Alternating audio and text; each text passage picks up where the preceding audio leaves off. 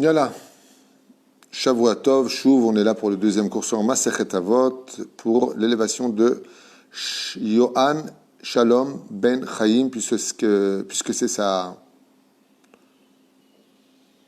Askara. Non, lui c'est le 25 du mois d'avril, pardon. Non, c'est le 25 du mois d'avril, c'est pas maintenant sa Askara.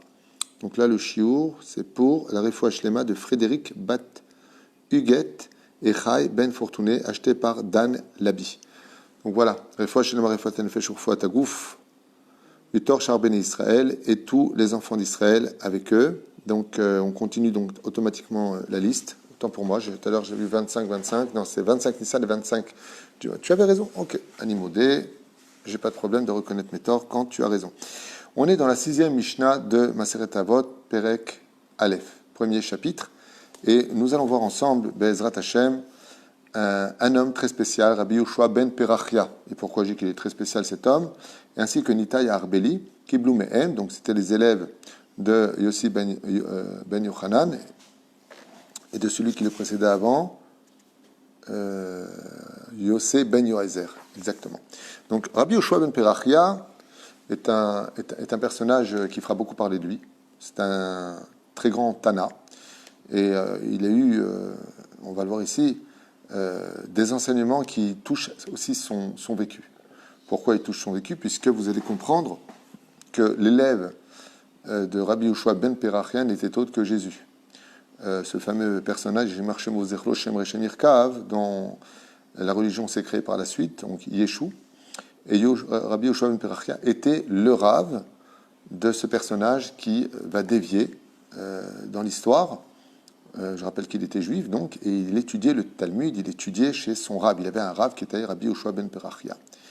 Et Rabbi Yoshua ben Perachia, ainsi que Nita Herbeli, Kiblou Mehem, et Rabbi Yoshua ben Perachia, il nous dit quelque chose de très important à retenir, qu'on va tout de suite développer. Une des choses fondamentales qui viendra de l'enseignant, justement, de l'enseignement qu'il en ressortira, et qui est pour nous un des enseignements les plus essentiels pour un Rav, c'est d'avoir un Rav. Pashut Meod. Assez, lecha, Rav. Tu dois avoir ton Rav. À quoi ça sert d'avoir un Rav? La première opinion de nos Chachamim, c'est ce qu'on appelle Da'at Torah. Il y a ce qu'on pense, il y a ce que pensent les gens, il y a ce que pense la vie, mais il y a ce que pense la Torah. Quel avantage on a à prendre ce qu'on appelle Da'at Torah, d'écouter l'opinion de la Torah? C'est que la Torah, c'est les plans de la création du monde.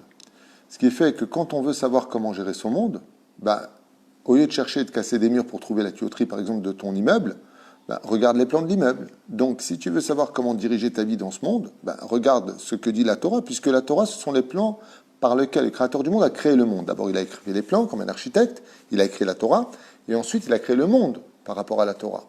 Et la reine, quand on a un Rav, pourquoi on va aller le voir? Est-ce qu'on a besoin de lui dans l'absolu? Non, on a un sechel, on est intelligent, on ne va pas aller le voir à chaque fois pour poser la même question. Pas du tout. Parce que lui, il a une chose, c'est que d'abord, au niveau psychologique, les gens d'extérieur, s'ils t'aiment vraiment, ils voient mieux les choses que toi parce qu'ils ne sont pas nagoua badavar, ils ne sont pas concernés par la chose. Deuxièmement, ils voient plus large que toi parce qu'ils sont plus loin que toi du problème. Donc, ils ont une vision des choses qui est beaucoup plus importante que la tienne. On voit mieux une prison d'extérieur que quand on est à l'intérieur. On a ce qu'on appelle une globalité. Par contre, ce qu'on appelle la bina et la chorma permet de voir l'ensemble des choses, tandis que l'homme, il vit dans la bina. Il vit dans le sens de l'analyse intérieure. Mais tu n'as pas vu le problème. C'est comme quelqu'un qui voit plein de portes à l'intérieur, mais il n'a pas la clé de l'extérieur. Le fait d'aller voir la Torah, c'est celui qui ouvre l'esprit à l'homme en lui disant, regarde, tu as bien réfléchi à ce que tu veux faire? Ok, tu veux par exemple t'installer dans telle ville. Mais tu as réfléchi qu'il n'y a pas d'école juive pour tes enfants. Tu as pensé à ça. Ouais, non, mais je sais, je vais m'arranger. Comment tu vas t'arranger? Si le matin tu travailles à telle heure et telle heure et telle heure, comment tu vas chercher tes enfants et ramener tes enfants? Oui, c'est vrai. Alors, donc tu fais passer ton travail avant les enfants. Non, c'est parce que... Alors dis-moi. Et la personne, qu'est-ce qu'elle fait? Elle dit oui, c'est vrai. Donc elle est obligée de reconnaître. Et là, le Rav va lui dire, tu fais une grave erreur. Rien ne passe avant l'éducation des enfants, par exemple. Donc le Rav, il a un rôle qui est très important, c'est de pouvoir être une lumière dans les points obscurs que l'homme n'ose pas voir par manque d'expérience, par objectivité, parce qu'il est intéressé. Donc on fait abstraction de certaines réalités qui nous coûtent cher. Le Rav, il est là pour nous montrer, Ezeu Chacham Aroet Anolad. Sache comprendre les conséquences de tes actes. Et pour ça, il faut avoir de la Torah, il faut avoir beaucoup de sagesse, il faut avoir de l'amour pour les gens avec qui on parle. Et si ces rabbiniques dont on parle n'ont pas cela, eh bien automatiquement, ce ne sont pas de bons rabbiniques. Un rav se doit d'aimer chaque personne qui vient le voir, Bémet. Il doit avoir l'amour du prochain en lui comme un symbole, comme un exemple de vie. Deuxièmement, il doit être un homme intègre et droit, représentant la Torah, et dire à l'homme ou à la femme, Bezrat Hashem, et d'ailleurs ça rend énormément de service dans la vie d'un couple, puisque vous savez qu'en philosophie on dit que 1 plus 1 égale 1 dans la vie d'un couple, et ça c'est négatif, parce que ça veut dire que comme on n'est pas pareil, il y en a un de nous qui n'existe plus. Donc 1 plus 1 égale 2, on sait que ça veut dire chacun sa vie, puisqu'il y a toi, il y a moi, et donc 2 c'est dualité. Et dans la Torah, c'est 1 plus 1 égale 3. C'est qui ce plus? C'est le Rav. C'est-à-dire que dans la vie d'un couple, quand par exemple la femme ou l'homme se prennent la tête pour une décision à prendre, eh bien, Bolon arrive, Bonit Kacher la Rav, et le Rav va nous dire qui Bémet a raison. Et le Rav, comment il va voir les choses? Al-Pi Alacha. Al-Pi Alacha. Je me rappelle qu'une fois, il y a très longtemps de ça, il y a un couple qui m'appelle parce qu'ils étaient en grande dispute. Il y en a un qui voulait prendre le Zimmer et l'autre qui voulait aller à la plage, et qui voulait aller à l'hôtel. Alors ils m'ont appelé. Et voilà, la femme voulait absolument aller à l'hôtel. Ouais, moi ça me casse les pieds le Zimmer, il va falloir que je fasse à manger, il va falloir que je fasse les lessives, et faire les lits, moi c'est pas des vacances. Elle a raison, le maître, c'est pas évident. Et le mec, il a dit non, je suis désolé, je veux pas. Alors ils m'ont appelé, et je leur ai dit, le problème qu'il y a, madame, c'est que si vous allez à l'hôtel, c'est peut-être bien par rapport au fait d'avoir une femme de ménage, de descendre manger les salades et le poisson, ce que vous avez le droit de manger, en Israël c'était, mais est-ce que vous avez conscience que vous ne pourrez pas, parce que vous êtes quand même pratiquante, aller à la plage, ni aller à la piscine mélangée, donc en fin de compte, tout ça va se résoudre avec un kissou sur la tête, c'est un petit peu prisonnier, tandis que là-bas, c'est vrai que vous avez des tâches ménagères, mais vous pouvez faire vous-même les horaires des hommes, les horaires des femmes. Et bizarrement, en 2 secondes, elle a changé d'avis parce que pour elle, elle voyait que le côté noir. Mais quand elle s'est rendue compte sur le côté noir, ça veut dire paisible. Mais sur le côté pratique, c'est pas des vacances d'aller à l'hôtel quand tu es religieux, parce que tu profites de rien. Et vis-à-vis de la cache-route, et puis Julien, en même temps, tu te rends compte, ton mari va aller au Khadar Ochel, là où on mange, il y a des femmes qui sont très dénudées, et toi, tu es très makpida sur ça. Et on a pu régler le problème très très vite, alors que chez eux, ça avait pris une grande ampleur. C'est ce qu'on appelle prendre da Torah. Réfléchis bien à ce que tu fais. En tout cas, il nous dit ici, Assez lecharav, chez Tilman mimeno Torah biblikiut. Ici, Moreno Arav Mibartenoura, il dit, la première des choses, pourquoi il faut avoir un Rav? Pour tes questions de Torah, et puis en même temps pour fixer un temps d'étude à ta Torah, pour diriger ta vie, car si tu n'as pas, Chaz Veshalom, assez de chokhma, assez d'intelligence pour diriger ta vie, eh bien, les tsarenu Arav, tu risquerais de te heurter à des situations où le Yetzirara pourrait t'avoir. C'est-à-dire que la meilleure arme, quand ça ne va pas dans la vie, c'est d'appeler son Rav. Alors, quelqu'un me posait la question, il me dit, mais comment on fait pour avoir un Rav? Comment on peut savoir qui peut être son Rav? D'abord et avant tout, il faut avoir un feeling avec un Rav. C'est très important de choisir un Rav qui est intègre, un Rav qui comprend la situation. Par exemple, pour les Shlom Bayit, pas n'importe quel Rav peut remplir ce rôle. On peut aller voir un Rav et c'est une catastrophe pour le Shlom Bayit. Pourquoi? Parce qu'il n'a pas appris la psychologie des couples. Il s'est passé quoi? Un bipolaire, il s'est passé quoi? Un schizophrène, il s'est passé quoi? Une personne en dépression, il s'est passé quoi? Un pervers narcissique. Donc lui, il va jouer un petit peu le rôle du bon samaritain, il faut faire la paix, la femme doit écouter son mari, c'est bien gentil, mais enfin bon, tu sais pas de quoi tu parles, tais-toi, c'est mieux, parce qu'il faut savoir juger la situation psychologique et pédagogique du couple pour pouvoir, comme un peu les médecins spécialisés dans le neurologue, vous avez le cardiologue, vous avez chacun son métier. Donc il faut, quand on prend un Rav, prendre une personne qui correspond à d'abord ce que nous on veut, par rapport à notre niveau à nous. Par exemple, quelqu'un qui, c'est bien, moi je dis toujours, quelqu'un qui est Choser Bitchouba, c'est bien d'avoir un Rav qui est Choser Bitchouba. Pourquoi? Parce qu'il comprend ce que tu dis. Il comprend parfaitement de quoi tu parles, quand tu parles de gonzesse, boîte de nuit. Lui-même, il a été là-bas, il sait ce que c'est. Donc, il va t'éclairer en disant, c'est marrant, tu me parles de cette boîte. Moi aussi, malheureusement, j'étais là. Le mec, il est étonné. Ah bon? Et comment t'as fait? À quel âge t'as fait tchouva? Bétar, t'avais déjà 40 ans marié. Non, j'avais 20 ans. Ah bon? Quand t'as 20 ans et que t'entends qu'un mec, il a fréquenté les mêmes lieux que toi, que lui aussi à 20 ans, il est passé par ton propre chemin, alors automatiquement, le langage il est plus fluide, il est beaucoup plus simple. C'est comme un vieux aujourd'hui vient dire aux jeunes, arrêtez de fauter, vous vous rendez pas compte. Il est d'accord, mais toi t'es vieux, t'as vécu une époque, je vois pas ce qu'on voit aujourd'hui avec les portables. Mais quand t'as un jeune Rav de 22 ans, 23 ans, qui te dit, ben mais t'as 6 coups, misé. Tu dis, punaise, si toi t'as réussi, nous aussi on peut réussir. Il est très bon de prendre un Rav, qui comprend, en tout cas pour qui nous, on comprend qu'il est d'actualité, qui comprend parfaitement la situation, qui sait ce qui se passe réellement dans la vie professionnelle, sociale, familiale, éducative, qui comprend la génération d'aujourd'hui. C'est très important. La deuxième chose, il faut que ce soit un Rav intègre. Très important aussi de ne pas avoir un rave qui se laisse, je ne dis pas que ça existe, mais des intérêts financiers, parce que le mari l'a pu céder, donc il va prendre la défense du mari ou autre. Chas v'shalom. Un rave, il ne travaille pas ni pour l'argent, ni pour les hommes, il travaille pour Dieu. Il travaille avec intégrité. Et s'il y a vraiment de la émouna, il n'a rien à faire que ce soit ce donateur ou un autre. C'est Dieu qui envoie l'argent et qui choisira les facteurs qui emmèneront jusqu'à lui les besoins dont il a besoin. Mais chas v'shalom, de prendre une personne qui a des intérêts. Chas v'chalila. La troisième chose, comme je l'ai dit tout à l'heure, c'est très important qu'il y ait un feeling entre l'élève et le rave. Très important. Qu'il y ait quelque chose qui passe. On sent que Bémet, Zemashu Shoavimoto. La quatrième chose, si c'est vraiment un bon rave, c'est pas celui qui nous dira ce qu'on a envie d'entendre. Choisir un rave qui va toujours de notre côté, il faut le fuir. Pourquoi ? Parce que le rave, il est là pour te montrer le bon chemin. Il est là pour te dire, t'es pas bécédère. Là, tu dois t'arranger. Alors souvent, quand tu parles avec quelqu'un, tu dis, attends, mais toi, t'es pas ni mon père, ni mon rave. Parce que le rave, il est là un peu comme le père. Le père, il va dire à son fils, colle à cavote pour ce que tu fais. Si c'est un bon père, il va le relever. Mais quand tu fais des choses qui ne sont pas bien, il ne va pas faire comme ces pères débiles qui, toute la journée, ne trouvent que des défauts chez leurs enfants. Rien qu'ils les tombent, ils les descendent. Jamais je sais bien ce qu'ils font. Je ne parle pas de ces gens-là. Je parle, un rave, il est là pour colle à cavote, ce que tu as étudié, tu as comment tu as évolué. Et de l'autre côté, il va lui dire doucement, doucement, Tishma, la vérité, comment tu parles avec ton père, c'est pas joli. Ok, tu as du mal avec lui, mais ça ne t'empêche pas de ne pas manquer de respect. Il est là pour lui dire, ouais, mais Rav, je ne comprends pas. C'est à toi de comprendre. Donc le Rav, il a un rôle comme ça, un petit peu de conscience.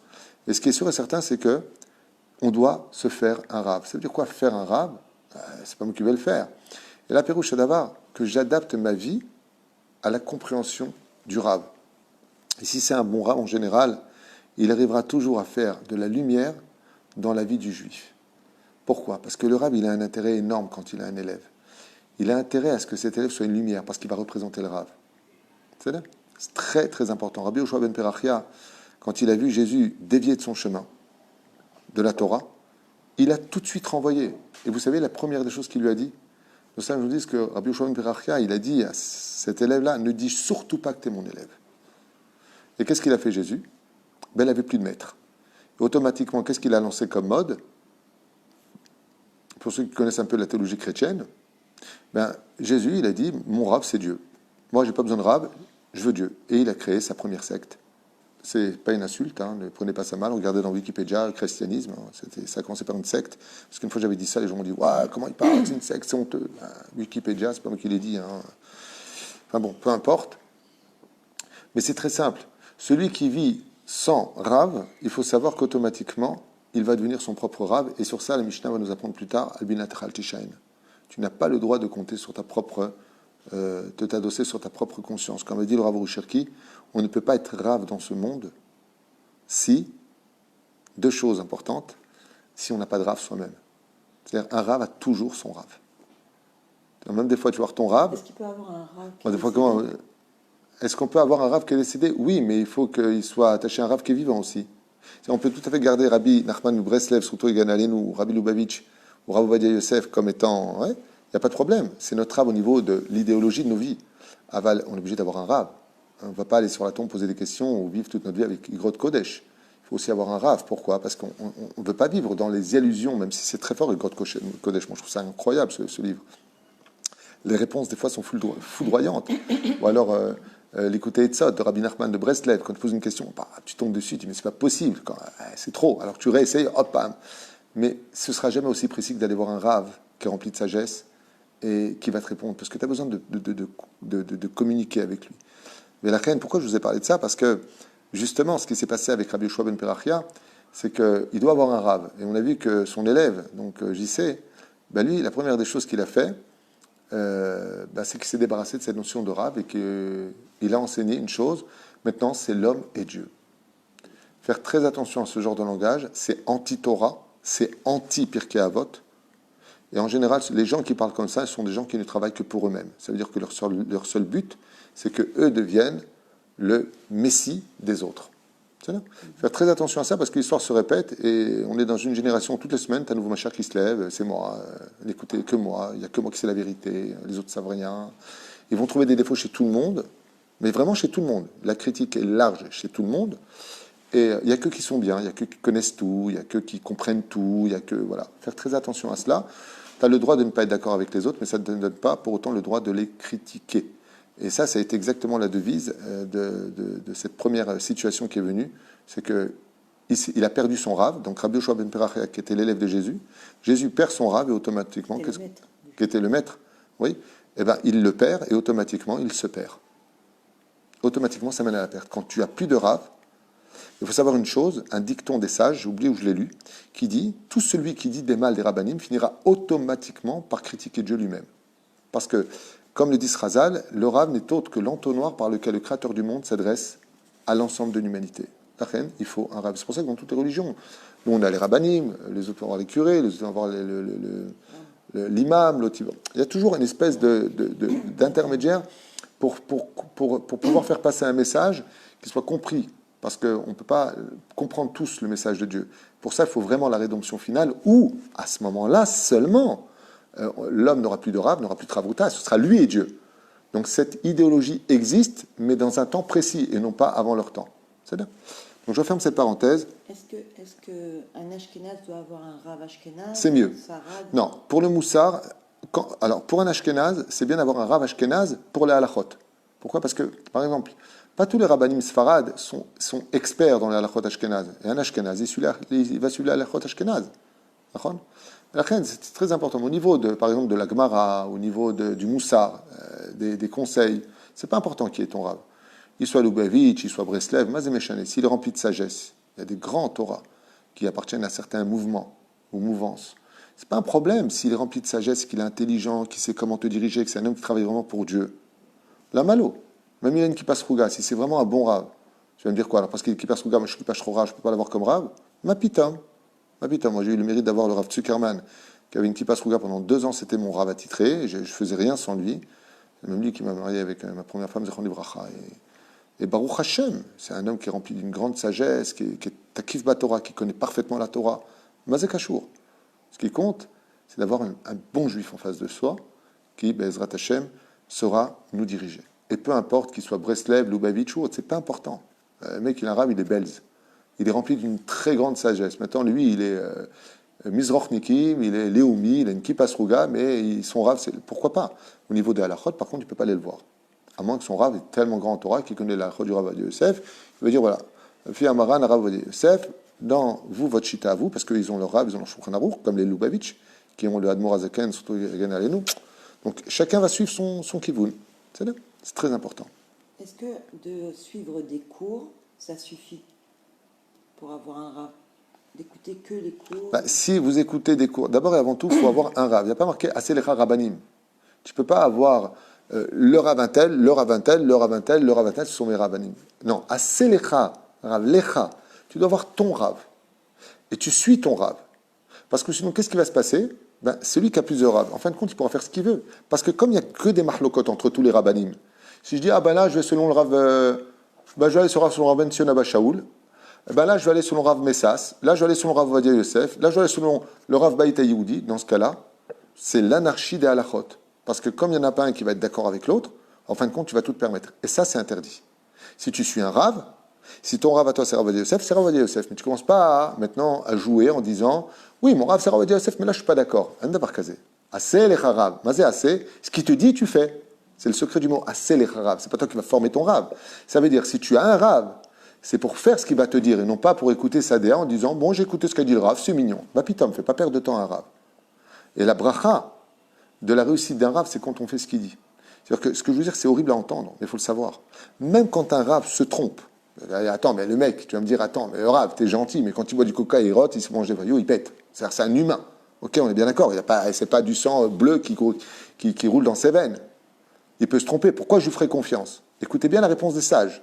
Donc, Rachamim, ils disent, mais même si ton Rav, il s'est trompé, c'est pas grave, fais ce qu'il te dit. Même s'il te dit que ta droite, c'est ta gauche, ta gauche, c'est ta droite. Vous connaissez la Torah, ce qu'elle dit sur ça? Ouais. Il dit pourquoi? Il dit parce que Hachem, comme tu t'es annulé devant ton Rav, comme tu as écouté ton Rav, tu fais ce qu'il te dit. Même s'il s'est trompé, il donnera la réussite.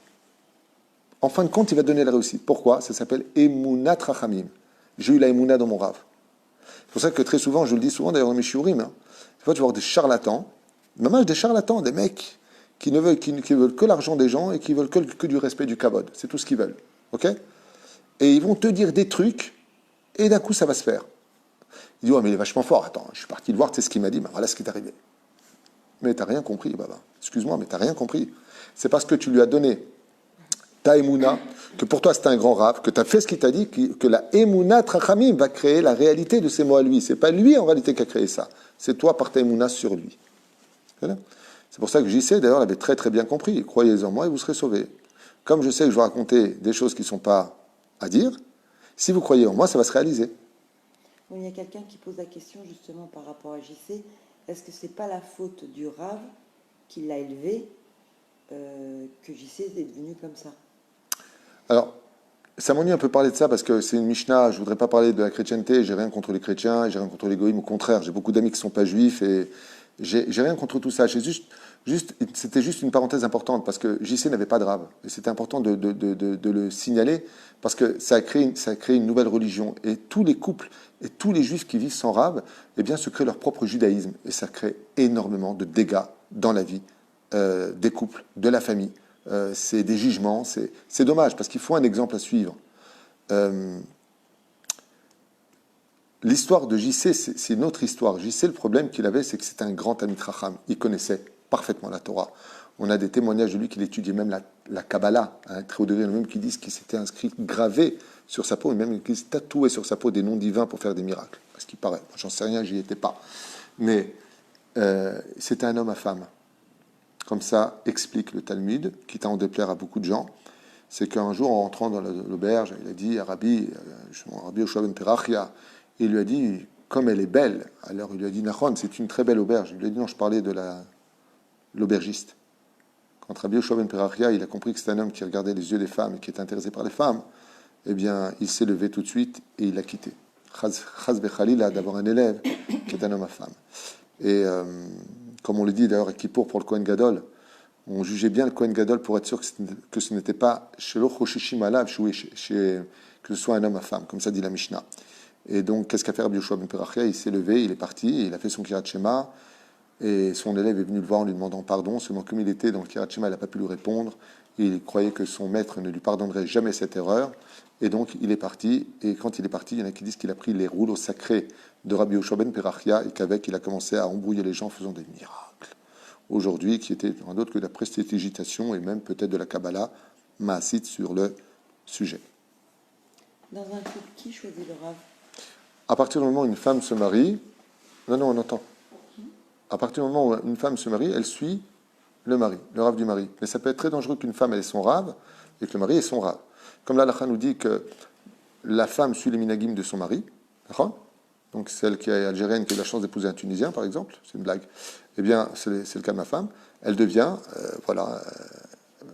kaila, couscous boulette, elle rentre dans les traditions du mari. Et de la même façon, elle suit les traditions du mari. Donc il est bon que le mari ait un rave, mais c'est très important aussi que ce rave, c'est pas parce que c'est le maître du mari, entre guillemets, que j'ai souvent entendu ça dans les couples, quand les embrouilles, je dis, allez voir le rave de votre mari pour lui en parler, pour qu'il le corrige, pour qu'il l'appelle, il le convoque.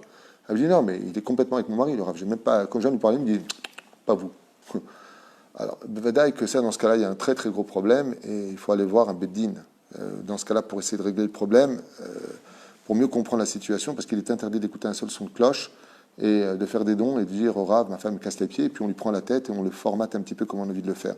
Un rave, il doit être intègre, et un bon rave, c'est celui justement qui arrive à réinsérer de la lumière au sein même du couple.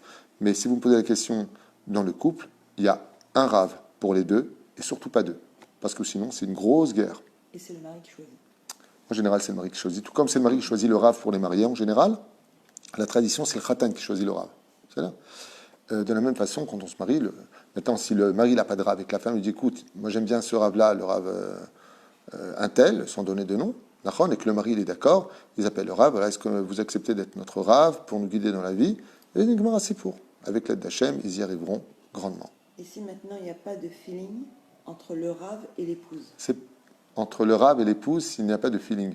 C'est un gros problème, parce que ça peut provoquer d'abord du motzi shemra, du lashon hara, du motzi shemra, et à la fin, la femme va sortir une phrase à laquelle le mari ne s'attendrait pas. Bah, t'as qu'à te marier avec ton rave s'il te supporte. Moi, je te supporte pas. De toute façon, il est toujours de ton côté. Encore une fois, c'est pas juste. Il y a des choses qui sont pas justes. Il est impératif qu'un bon Rav toujours convoque les deux ensemble. Un Rav n'a pas le droit d'aider qui que ce soit tant qu'il n'a pas entendu les deux sons de cloche. Il ne travaille pas pour le mari et encore moins pour les larmes de la femme. Il est là pour régler les problèmes de façon objective, sans aucun intérêt pour personne. Si ce n'est pas le cas, ce n'est pas un bon Rav. Je le dis haut et fort, ce n'est pas un bon Rav. Et j'assume mes mots. Peut-on avoir un Rav et écouter plusieurs cours de plusieurs rabbinim? Aucun problème, au contraire. Moi, je pousse tous les gens qui sont, entre guillemets, mes élèves. Moi, je ne suis pas ni un berger, ni un maître, chas v'shalom. Mais bevadaï. Au contraire, moi, je pousse tout le monde à apprendre toutes les tendances, de bien étudier, à la condition où ceux qui écoutent, bien entendu, sont des gens qui sont intègres, des gens qui sont yirei shamayim, qui sont connus pour leur piété. Pas des clowns, pas des gens qui en veulent qu'à l'argent des autres, qui cherchent que du kavod. Mais sachez une chose, chers amis, il faut demander à ma femme ici présente d'ailleurs. Ma plus grande inquiétude, Béhémet, à chaque fois je te le dis, ma femme, c'est vraiment de ne travailler que pour Hachem. Hachem la Sevenatzler, je le dis dans chacune de mes paroles, dans chaque geste, parce que la place que nous avons, entre guillemets, en tant que Rav, la Jige, c'est une place qui est très dangereuse. Très, très dangereuse. Très, très, très dangereuse. Ce n'est pas une place simple que d'être Rav, parce qu'on reçoit beaucoup d'honneur, beaucoup de salam alikoum, et quelque part tout ça, ça revient à Hachem. Et c'est pour cela que on doit faire, nous, une transparence totale de notre kavod personnel pour laisser briller la lumière d'Hachem, parce que c'est vraiment sa Torah et tout le kavod lui revient à lui. C'est très important, Béhémet, de travailler les Shem Shamaim. Il y a une question aussi. Comment fait-on chez les Breslev où nous sommes tous ses élèves? Moi aussi, je suis un élève de Rabbi Nachman que j'étudie jour et nuit, je dors avec, je me lève avec, j'adore. Hier, j'étais au Beth Midrash, j'ai rencontré un ami, parce que je vis la lumière allumée, donc je passais prendre du courrier et j'ai rencontré le Rav Meir Avraham, Tzadik et Sodolam, ce personnage. Et tout de suite, on s'est vu, on a parlé de Rabbi Nachman. On a une grande différence entre étudier les livres de Rabbi Nachman, aller sur sa tombe, prier, mais il faut avoir un Rav. Alors, prends un Rav Breslev, mais il faut que tu aies un Rav. Tu ne peux pas vivre, on ne vit pas comme ça, avec des rabbinim qui sont morts. On peut aller prier sur leur tombe, que leur mérite nous protège, on peut étudier leur savoir, mais malgré tout, par exemple, tu n'as pas compris Rabbi Nachman. Ben, quel rabbin t'expliquer, tu vas sur sa tombe? Tu peux peut-être le faire avec abracadabra, prendre l'avion, zélo kachaoler. Tu appelles ton rab et tu lui demandes par rapport à ta situation de couple, de travail, les enfants qui sont dans telle et telle école, comment tu penses qu'il faut diriger sa vie. Bezrat Hashem, avoir un Rav, c'est quelqu'un qu'on puisse appeler et entendre sa voix, et non pas vivre à travers des spéculations. Parce que les tzadikim sont appelés vivants de leur mort, alors on vit comme ça, haine d'avoir casé. Même si ni le Rabbi, ni Rabbi Nachman, ni le Rav Ovadia sont irremplaçables pour nous tous, le Rav Kook est irremplaçable. Ce sont des gens qui sont des maîtres absolus, des couronnements du judaïsme. Il n'empêche qu'il y a de très très bons élèves et qu'on doit s'attacher à eux et Bezrat Hashem les suivre à Ikar, qu'ils aient beaucoup d'humilité, beaucoup de sagesse et qu'ils aient un bon nom. On sait que ce sont des gens qui travaillent les Shem Shamaim Zeha Ikar. Est-ce qu'un Rav, il doit être baki en Torah? Absolument. Si c'est un Rav qui n'est pas baki en Torah, si c'est un Rav qui n'est pas très fort en Torah, mais il fait preuve d'honnêteté, il dit je sais pas, c'est pas un problème. Pourquoi? On sait tout, on est tous des Talmidei Chacham Mazet Talmid. Avant d'être Chacham, on est élève. Moi, je croyais que je connais rien du tout. Moi, je suis, tu le sais, je n'ai jamais dit je sais, je comprends, je connais. Non, chas v'shalom. Mais c'est bien d'avoir un Rav qui soit d'abord expérimenté, que lui-même il est un Rav. C'est un Rav qui comprend la vie moderne, qui comprend la psychologie. Très important ce que je suis en train de vous dire. Un Rav qui comprend la psychologie dans cette génération. Très important. Un Rav qui étudie la Torah. Un Rav qui enseigne la Torah. On sait qu'il a une bonne réputation. Pachout, qu'il ait tous ces éléments-là, L'amour du prochain. et surtout l'amour du prochain. Les maîtres, on sait que ce sont... voilà, c'est pas déjà... Les vrais rabbinim ne cherchent pas à apprendre, ils cherchent surtout à donner. Surtout à donner. C'est pas des gens qui vont dire, je vous ai donné, alors donnez-moi. Chas v'shalom. Moi, comme j'ai toujours dit, ça fait des années, ça fait 25 ans que j'enseigne la Torah aujourd'hui, grâce à Dieu, et j'ai jamais dit donnez-moi, au contraire. Mon plus grand bonheur, ma femme est derrière la caméra pour vous le dire, mon plus grand bonheur, c'est de donner. J'aime pas prendre, j'aime donner. Mais j'aime faire partager aussi les grandes mitzvot. Bezrat Hashem. Quelle différence il y a entre rabbin, Rav et Rabbi? En général, il y a plusieurs explications à ça. Un rabbin, c'est la traduction du bon français de Rav. D'accord? On va dire, on appelle ça un rabbin. En anglais, on dit rabbi. Bon, c'est juste une traduction. Mais la différence entre Rav et Rabbi, c'est que Rabbi a été utilisé pour les rabbanim d'Eret Israël et Rav a été utilisé, comme ça dit le Talmud, pour les rabbanim de Chutz Laaretz. Tout simplement, il y a d'autres explications, mais c'est une des explications principales. Et Admour? Les Admourim, ce sont des rabbanim qui appartiennent à la Chassidoute. Moi, ça me fait rire quand on appelle des rabbanim Sfarad le Admour. C'est vraiment n'importe quoi, on est rentré dans un monde de fous. Le Admour, Admourim, ce sont uniquement des termes, vous pouvez regarder, étudier ça, demander à vos rabbanim, ce sont uniquement des termes pour la Chassidoute. Les Admourim, ça appartient au monde Ashkenaz et non pas à Sfarad. Nous, on appelait ça les babot, baba. C'est-à-dire, chacun avait sa façon d'appeler. Les Admourim, ce sont de très grands rabbanim. Ils sont héritiers d'un magnifique cadeau et bagage spirituel de leurs grands-parents. Les Admourim sont des fils d'Admourim eux-mêmes en général, et c'est purement Ashkenaz. Voilà, on va s'arrêter là, parce que je vais aux toilettes en même temps, et on se reverra plus tard, Be'ezrat Hashem. Pour ce soir, à quelle heure le cours? Pour continuer cette Mishnah très importante 21h ce soir, Bli Neder, donc en France, 20h si je ne m'abuse, pour la suite de cette Mishnah, 2 jours d'affilée, Be'ezrat Hashem. Passez une bonne journée, Shavua Tov, soyez bénis, Tatzlichu B'darkechem Atov, une grande réfoua shlema pour vous tous, une grande atzlacha sur tous vos chemins. Et pour la réfoua, pour ce shiur, payé par Dan Labi, de Frédéric Bat Huguet Chai Ben Fortuny. Baruch Adonai l'olam, amen, amen, urfoua shlema.